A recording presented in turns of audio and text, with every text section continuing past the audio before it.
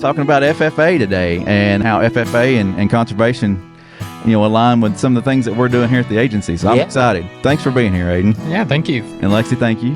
Yeah, thank you. Anytime that you are within FFA, there's animal stuff, there's plant stuff, there's environmental science, there's things for anybody. And so you get these opportunities and you get to go and build a career off of it. And that's what's so special about FFA, is it leads you to where you're going to be in the future. Crazy how those teachers impact your life, and yes, for sure. Put you on a different path or in a lot of cases, a good path. Yes. And I am always impressed with FFA students, how interested they are in things, just their curiosity level, zest for life.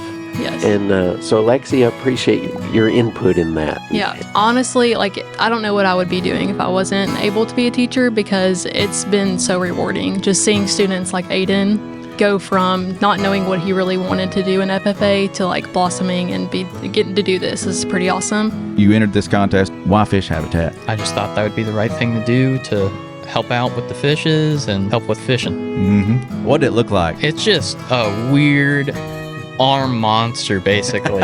So the arm monster. Okay, there's your brand name right there. Yeah, I could make it a brand like that. Success. Have you seen success? There's a dramatic increase in fishing in certain areas. Wow, that's great. Won't you take me back to Tennessee? The award-winning Tennessee WildCast is on the air with the latest info about hunting, fishing, boating, wildlife watching, and all things outdoors. This year, we celebrate the men and women of the TWRA responsible for 75 years of wildlife conservation. Now make welcome your host, Jason Harmon. Hello, everybody, and welcome to this edition of Tennessee WildCast. We're glad you're tuning in. Thanks for watching. Thanks for listening. We got a great show lined up for you today. Mr. Don King helping me sure co-host. Do, Jason. I'm looking forward to this. And, I was just appreciating Chris Hennessy's contribution to the show with that theme song he put together and allowed us to use for our 75th anniversary. And, hey, we're about halfway through the year already. It's unbelievable how fast time's flying. Crazy how it flies by, 75 years of wildlife and fish conservation. I know. But yeah, this year's been a fun year so far. It sure has. Hey, how about a radio station shout out here? Kicks 96 in Centerville. We are the Tennessee WildCast Extras play there every day at 5:50 a.m. and Monday through Friday, and then on Saturdays we air at 7 a.m. Saturday morning. So awesome. We appreciate Kicks 96 right there in Centerville. Yeah, we got a lot of great radio partners out there. We sure do. TV partners as well, and just appreciate everybody that's listening, watching, sharing, playing, singing along with us, whatever it may be. Growing every day, yeah. Yeah, it's great. Before we get to our guest, I want to mention a few current events coming up. Just right around the corner next weekend, June 29th, is our Birds, Bees, Bucks, and Trees Festival.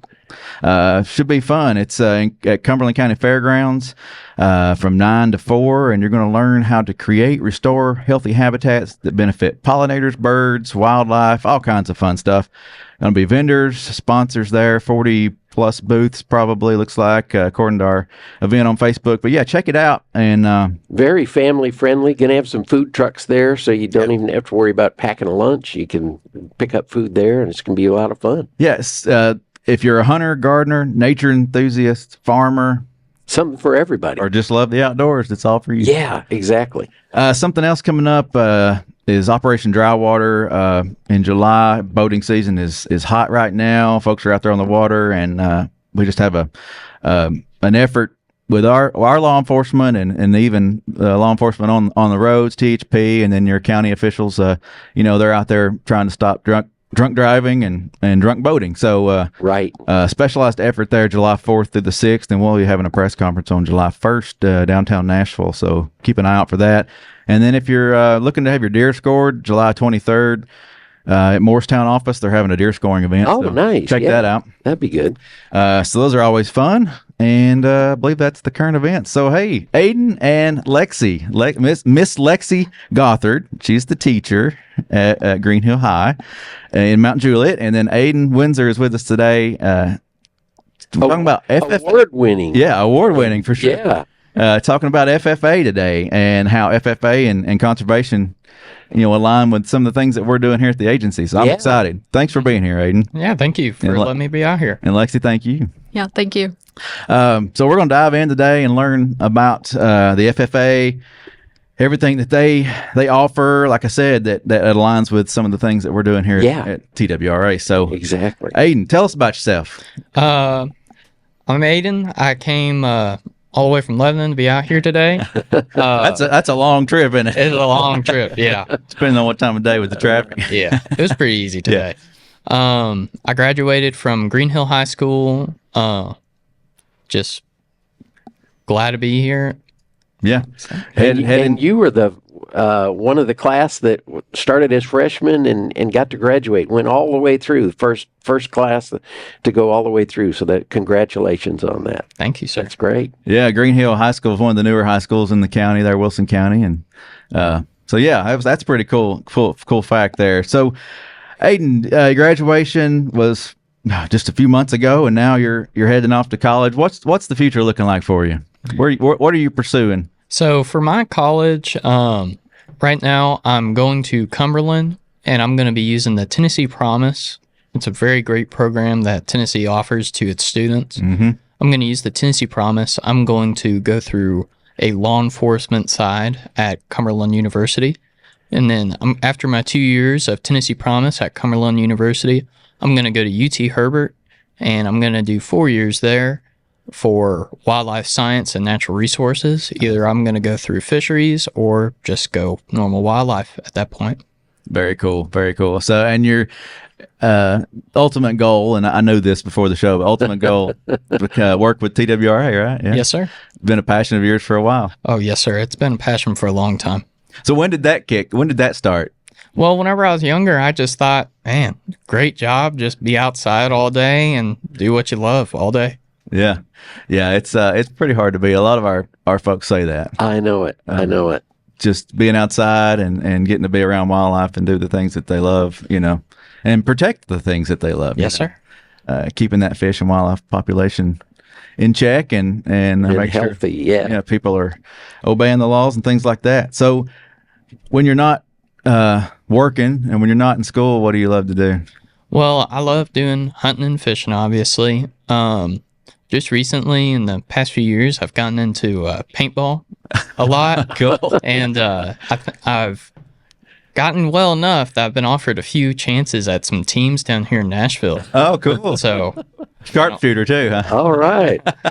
Yeah. Tactical. That sounds like fun. Uh-huh. That's something I've never really gotten into. I don't even think I've ever been shot by one. I don't know if I've We even can shot. change that. Maybe we'll have to team up. Yeah. You can introduce me to paintball. That'd Yes, be sir. fun. Hey, I gotta ask you, what's it feel like when you get hit with a Oh, it's paintball? not that bad. Okay. So if you ever been hit by a rock while weed eating, that's basically it.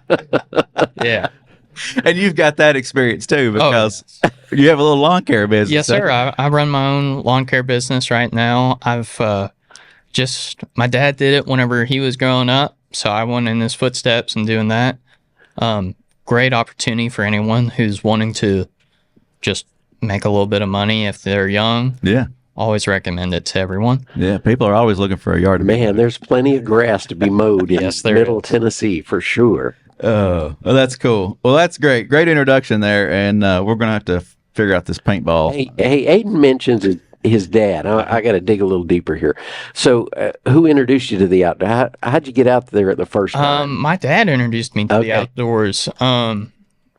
He's a big contributor to everything I do today. Uh-huh. So he's taught me all of the things I know of hunting and fishing.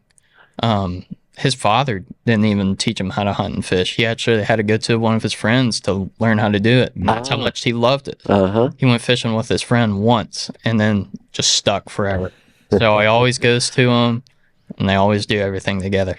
That's neat. That's cool. Yeah. Yeah. It's crazy. A lot of times, sometimes your parents aren't into that and that you have to learn from somebody else. In my case, my uncle was big into the outdoors and that's how I, got into it. So yeah, that's pretty cool. But my dad loves to fish. We fish sometimes, but the hunting side was my uncle. But yeah, That's cool. great. All right. Well, Miss Lexi Gothard, teacher at Green Hill, and Yep. you were Aiden's teacher before he graduated. So tell us about yourself, and then we'll dive into this this award that Aiden received. Okay. So I went to Stewart's Creek High School and was an FFA. I graduated in 2017. And then after I graduated, I went to Mississippi State University and got my agriculture education degree. And while I was there, I actually did a lot of wildlife classes because it was something that interested me. And so it was just, we were partners, our agriculture education class with the wildlife and resources part. We did a lot of partners and stuff like that. And so just being here is like really cool because I get to see TWRA and like what all they do, which is really cool. Very cool. And so I graduated in 2021 with my bachelor's, and then I got a job at Green Hill High School. And this is my 4th year. I teach the small animal science, vet science, and large animal science classes. Very cool. And you have some animals yourself? I do. Lots of them. So when you're not teaching, what are you doing? I'm normally at home reading a book, outside normally with my dogs. And then I also work at a marina, part-time, just like helping with boats, and all of that stuff. So it's really fun. So you probably run into our boating officers from time to time. All the time. Yeah. So Cool. Well, the whole reason we're here today was, Aiden won this award, the Environmental and Natural Resources Proficiency Award. Was that given at the convention in Gatlinburg? Yes, sir. Okay, cool. So FFA Convention in Gatlinburg was this past year, and that's where he received the award. But Lexi, if you'll tell us about the award and what that whole program's about, and then we'll dive into the project and learn more about that from Aiden. Okay. So first I want to talk about what a proficiency is, because Okay, some cool. people may not know what that is. Perfect. So a proficiency is basically where a student is learning skills while they're doing their supervised agricultural experience, or SAE. So within the natural resources part, they are using their skills that they are learning with their project to better the environment and conserve and just make a better world for us. So Very cool. yeah. So so that's the award. And so Aiden, you built fish habitat, right? Yes, sir. I So did. tell us about that project. How did that get started? What were your thoughts? And like you entered this contest, or went to this path. Why fish habitat? It was something I have a little bit of experience with. I've thought about making fish habitats before, but never really put too much of a thought into it until I figured out, hey, I can make this an easy project for my FFA and AET experience. So I just went through looking at different designs on how to make them, watching lots of YouTube videos on smart designs for it, easy designs, nothing that's going to cost too much, and something that's going to be effective as well. Cool. All right. So I had a few thoughts on it here. So some of the materials. What were some of the materials you used for this project? So for a lot of the materials, they're all sustainable. They're all healthy for the environment. They're not going to leach any plastics off. Any sort of contaminants are going to get into the water. All what I used for my project was concrete blocks, concrete, and some 1-inch electrical tubing. 1-inch electrical tubing. Okay. Awesome. So the process. Let's talk about the process. So how did you pull all this together into that habitat? What did it look like? So it's just a weird arm monster, basically. So The arm monster. Okay, there's your brand name right there. yeah, I could make it a brand like that. But mainly what I was trying to do was recreate a brush pile on the bottom of the ground in the water. So I just looked at some trees. I have this great thing called a live scope. So I'm able to actually look under the water very well. And I looked at some of the things that fish were staying around. So I prioritized overhang over the fish, and also a little bit of cover for them to swim inside of for the nesting purposes. Right. Yeah. Very cool. So your research wasn't only on YouTube. Right. Out there with LiveScope. Out there doing it. Yeah. Tell us about what. I'm not familiar with LiveScope. Oh, Don. Not familiar. Oh, man. I'm sorry. I'm a newbie here with this. So LiveScope, I believe it's just using radar or sonar. I'm not too sure on the exact The specifics. technology of LiveScope. side of it. Yeah. Yeah. But we have ours on a little stick, and then we can shine it into a certain area, and then it will project the image onto like our little Garmin that we have, and it will show a very crisp, clear image. It's clear enough and crisp enough that you can see your lure going down to the fish. Oh, wow. So it just makes it very easy for fishing. If I'm not mistaken, it's very popular with crappie fishermen. Yes, sir. yeah. And probably a lot of other fishermen too, but Yes, sir. I can see it, especially with crappie. Yeah. That's the main fish that we fish for. So a lot of some of the habitats that we did make were prioritized for crappie, but other than that, fish just like brush in general. So we've caught bass, stripe, whole bunch of fish on them. yeah. And these are important because, I mean, over time, lakes that had good habitat going in when the waters were first flooded there and all just degrade over time and finally just are not there anymore. So this is to help replace a lot of that kind of thing, isn't it? Yes, sir. Yes, sir. I know TWRA already has some of their initiative out there for restoring some of the habitat for the fishes. So I thought it would be a great idea to help out with that and contributing to the fish population and the lake at Percy Priest. So I just thought that would be the right thing to do to help out with the fishes and help with fishing. More opportunity for those fishermen out there. Yes, sir. So that was my next question. Success. Have you seen success? Have you fished your spots? Have you had friends fishing your spots? Yes, sir. I've had great success on fishing those spots. I put them in areas where I know there's been no brush. I've looked around on the bottom of the area and I've seen no brush at all.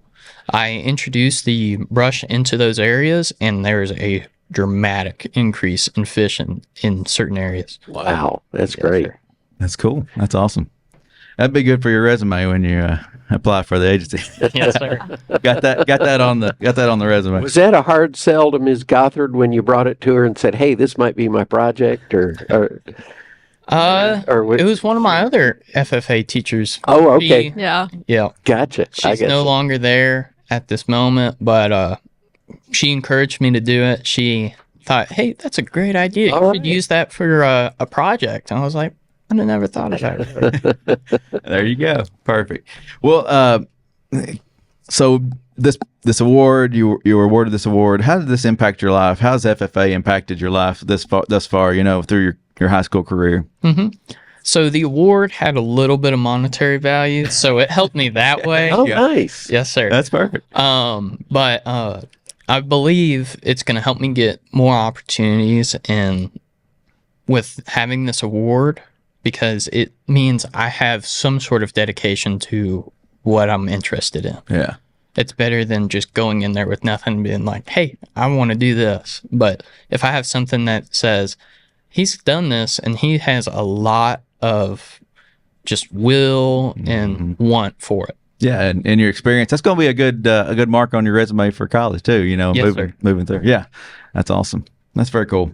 Well, on the same lines of FFA, other projects you've worked on, do you have any other FFA experiences you want to share with the folks? Yes, sir. I have another project for Bullpen. So Bullpen is you make a product and you try to sell it to a group of judges. So we didn't get too far with it, but oh well. My project was QR code ear tags for cattle, sheep, goats. So all what it was an ear tag system for animals where it just had a QR code on it. Anyone can scan it, open up the QR code, and it could show animal information on it. Cool. Like health records, herd management, inventory, stuff like that. What's not to like about that? Sounds like a winner to me. Yeah. That's pretty cool. So, I mean, there's all kinds of opportunities through FFA and things that range from agriculture to wildlife to it all. So that's pretty cool. That's fun. All right. Well, along those same lines, what all does FFA offer? Lexi, is that some key points there? So I feel like FFA is for everybody. There's literally an opportunity for everyone, even if you don't even really think you like agriculture. I did not come from an agriculture background at all. And I took my first ag class and my ag teacher was like, I'm keeping you because you're such a good student. I don't care if you want to go do health science or whatever. She was like, I don't care. You're staying in my classes. And I'm honestly glad she did, because if she wouldn't have, then I wouldn't be here today. And it led me to my career. And so I actually got to do a proficiency whenever I was in high school as well. Okay, yeah. And so within that, I did agriculture education. That was my proficiency, and it led me to here, which is pretty awesome. And so anytime that you are within FFA, there's animal stuff, there's plant stuff, there's environmental science, there's things for anybody.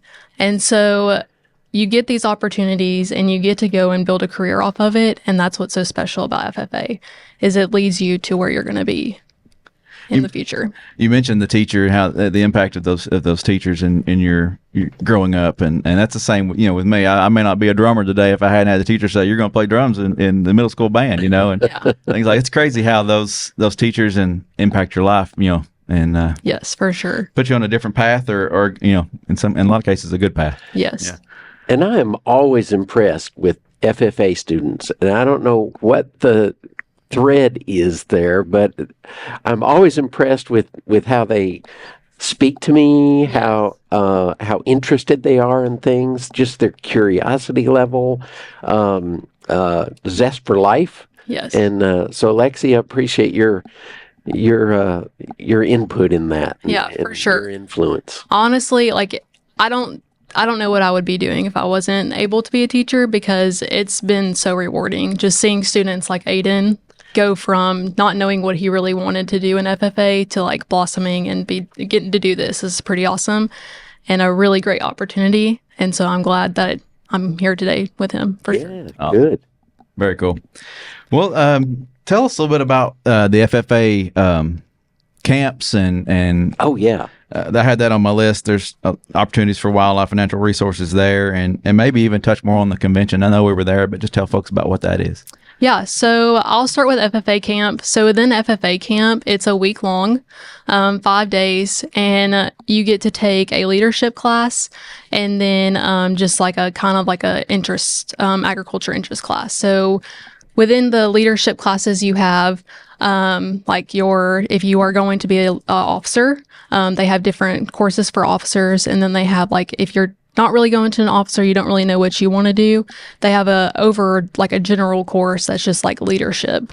And then within the more agriculture-based classes, they have things like the wildlife resources, natural resources, even geocaching. So like we're always doing something. We're always outside when we're there. Like we're hardly ever inside when we are inside. It's because we're in a session or we're in class, but a lot of the classes go outside because we'd rather be outside, right? So, and it's a lot of fun. You get to fish while you're there. You get to kayak. You stay in a little cabin, and you get really close with all your friends and all that. And so it's just a lot of fun that a lot of kids really enjoy. So I bet you meet a lot of new people too. Oh, it's yes. not all from the same school and whatnot. Yeah. So there's probably, I know whenever I was there last year, I think there was like 10 to 15 other chapters, which is pretty awesome. So Yeah, that's cool. Yeah. Well, and you mentioned the wildlife paths in that, but there's ag too, right? I mean, there's a lot of, so I mean, you're outside with ag all the time. It's all outside. Oh yeah. Yes. So what's some of the ag paths in case somebody's interested in those? So within the ag paths, it's more of the leadership type thing, just because at camp, it's a leadership camp. And so they want you to really focus on like the leadership aspect of agriculture, because when you're in classes, that's what you're normally do. Like you're doing the agriculture part. Gotcha. Whereas at camp, it's more of like a fun leadership type thing. And so there's not really like specifics to do within ag. Like, yes, we're learning ag and everything, but it's more of like being a leader within agriculture type stuff. Okay, cool. Yep. Well, and then the conventions, or I guess it's the convention, not multiple, but Aiden, you won the award there. Tell us about your experience there and what that was like, and then we'll touch on maybe more about what all's involved there. So the FFA conventions are a great opportunity for students who are wanting to get into a new area of agriculture or just meet new people. I recommend it if someone who just gets into a high school probably late into the year, they just transferred in. Go to your FFA, meet with your chapter advisor, and then talk to them about being in the FFA, and it will help a lot with making friends in a new school. Yeah. Connect with like-minded folks. Yes, sir. Yes, sir. With the convention as well, you just grow a lot while you're there. You learn a whole lot. You can go to a bunch of classes. They have, the classes are mainly on leadership, practice, improving your leadership for your chapter. And it also just really helps you grow closer together with all your chapter mates. I see a theme here, Don. You talked about how well spoken FFA sponsors are, and no wonder polite, leadership. So I can see that exactly. So, hey, and it's summer vacation time now. Yeah. And we're usually a teacher kind of gets a little respite during that time, but I understand that that's not quite the case, right, Lexi? With you? Yeah, unfortunately not. I still get like that week long at camp, so I guess I'm getting a little bit of a vacation almost. And like we could take a vacation if we wanted to, but just with my animals and things like that, I don't really trust anyone else to care for them. And so I always just try to make sure that I plan around that. And so, I mean, although I don't get like a full summer like everybody else, I still enjoy what I do and wouldn't trade it for anything. So tell us about your animals. Yeah. So, at the school, I have, a rabbit, guinea pigs, hamsters, chinchillas, leopard geckos, crested geckos, bearded dragons. Anything you can think of, I probably have it. Wow. I'm a little confused here. I thought she had animals at home, taking care of animals on a farm or something. No. That's why she's at school there. Yeah, exactly. Yeah. Okay. So I'm not a farmer. I just have my animals at school, and then I have 3 dogs at home and 2 cats. So I've got a little bit of mix. Yeah. I bet those are fun for the kids. Oh, yes. Or students, young people. Yeah. Oh, yeah. We do a lot of different hands-on activities within my classroom that have to do with those animals. And I don't know what I would be able to do without those hands-on experiences, because they're not going to learn from me sitting there lecturing all day. Right. If we didn't have those animals, we wouldn't be able to, they wouldn't learn. So it's better. And I think it's just pretty awesome to have. So, yeah. So other than the animals and the book study and the lecture, what else is involved with a class sometimes? What's some of the things y'all do in a class in FFA? So within our class, it's a 3-circle model. So we have our SAE, we have the classroom environment and lab, and then we have FFA. Sorry. Gotcha. Yeah. So we try to include all of those every single day while we're in the classroom. So FFA would be something like a competition. So like for my veterinary science classes, I try to prepare them for our FFA competition, vet science. And so they would take the class and then eventually go and do the competition and maybe even win. Okay. So Nice. Yeah. Yep. Awesome. Preparing for the future. yes, for sure. Well, this has been fun. Aiden, thank you for letting me be out here. I enjoyed this a lot. Yeah, well, good luck with your adventures in school and pursuing the career here at TWRA. Maybe we'll see you down the hall sometime or in the field. And the Tennessee Promise is the deal of the century, I tell you. Oh, yes, You sir, know, it is. It's awesome. Glad you're taking advantage of that. That's really good. Yep, for sure. Alexi, thank you for filling us in on all things FFA and being with us today, and glad you got to come by the office today. Thank y'all for having me. Yeah. Don, thank you. Sure enough. This is another episode of Tennessee WildCast. Thank you for tuning in. Thanks for watching. Thanks for listening. And keep coming back. Subscribe, share us, and we'll see you next time. Stay connected with TWRA by visiting our website at tnwildlife.org and follow us on Facebook, X, and Instagram. Join us as we celebrate 75 years of conservation in our great state. You can invest in Tennessee's wildlife future by purchasing a license at GoOutdoorsTennessee.com. That's GoOutdoorsTennessee.com.